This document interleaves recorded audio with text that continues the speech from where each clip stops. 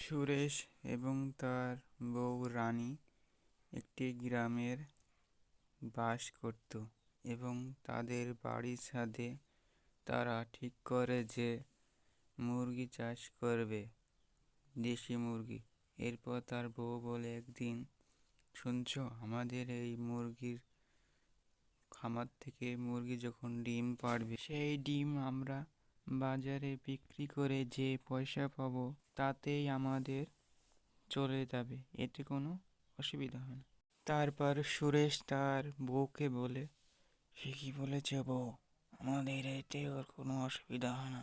এই মুরগি ডিম যা পারবে তা বিক্রি করে আমাদের সংসার খুব সুখেই চলে যাবে। তার জন্য আমাদের উপযুক্ত বাজার দরকার। এই কথা যখন তারা দুজনেই বলাবলি করছিল, ঠিক তখনই তাদের মুরগিতে ডিম পাড়ে এবং অনেকগুলি ডিম তাদের ছাদে দেখতে পাওয়া যায়, অর্থাৎ বাড়ির চালে দেখতে পাওয়া যায়।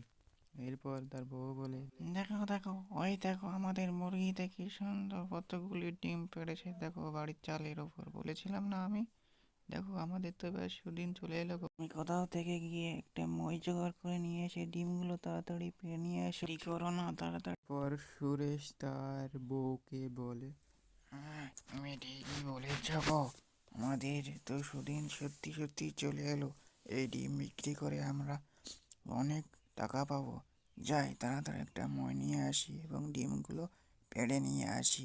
সুরেশ কোথায় থেকে একটি মই জোগাড় করে নিয়ে আসে এবং সেই মইটি সে বাড়ির চালে লাগিয়ে দেয়। এবার সে সেই মইয়ে গিয়ে উঠে যায় এবং সে মই থেকে বাড়ির ছাদে চলে যায় এবং তারপর সে সেই বাড়ির চাল থেকে করে সে চাল থেকে ডিম সংগ্রহ করে মই দিয়ে নিচে নেমে আসে এবং সে সেই পাত্রটি নিচে রেখে দেয়। এরপর এই পাত্র থেকে তারা দুজনে, অর্থাৎ সুরেশ এবং তার স্ত্রী, ট্রের মধ্যে সাজিয়ে রাখে এবং অনেকগুলি ট্রে হয়ে যায়। সুরেশ তার বউকে বলেছে, হ্যাঁ গিন্নি, এ তো সব দিয়ে রাখা হলো ডিমগুলো, এবার কোথায় নিয়ে যাবো, এগুলো কোথায় বিক্রি করবো তো ভেবে পাচ্ছি না গো কিছুই।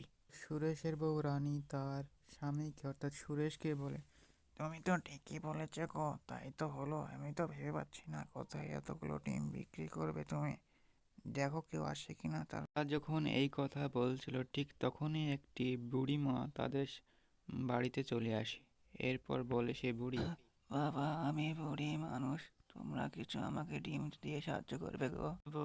সুরেশকে বল, দেখো আমাদের অনেকগুলি ডিম ট্রে আছে, এর মধ্যে কিছু বুড়িমাকে দিলে আমাদের কোনো অসুবিধা হবে না, বুড়িমা যেহেতু আমাদের কাছে চাইছে। সুরেশ তার বউকে বলে, তুমি ঠিকই বলেছ বউ, আমাদের অনেকগুলি ডিমের আছে, তাদের মধ্যে থেকে একটা ডিমের ট্রে দিলে আমাদের কোনো অসুবিধা বা ক্ষতি হবে না।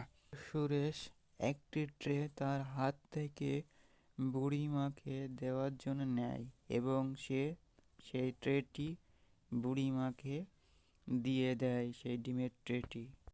তাদের ব্যবহারে খুশি হয়, বলে, তোমাদের ব্যবহারে আমি খুবই খুশি, একটা বুড়িকে তোমরা সাহায্য করছো। এরপর দেখে আমরা সেই বুড়ি একটি সুন্দর পরীতে রূপান্তর হয়।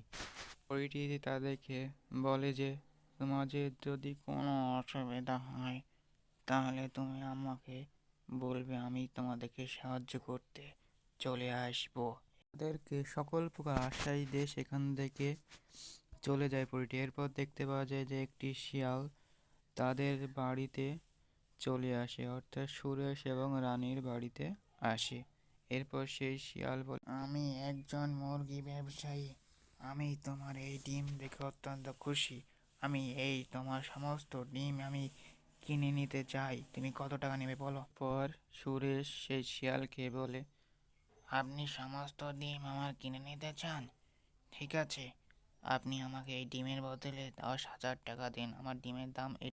শিয়ালকে তার ডিমের দাম 10,000 টাকা বলে। এরপর শিয়াল সে টাকা বের করে সুরেশ হাতে দেওয়ার জন্য দেয় এবং সে টাকাটা সুরেশকে দিয়ে দেয়। পর শিয়াল সুরেশের সমস্ত ডিম টাকা দিয়ে কিনে নেয় এবং সে একটি ট্রাক্টর ভাড়া করে নিয়ে আসে এবং সেই ট্রাক্টরে করে সে তার সমস্ত ডিম নিয়ে চলে যায়।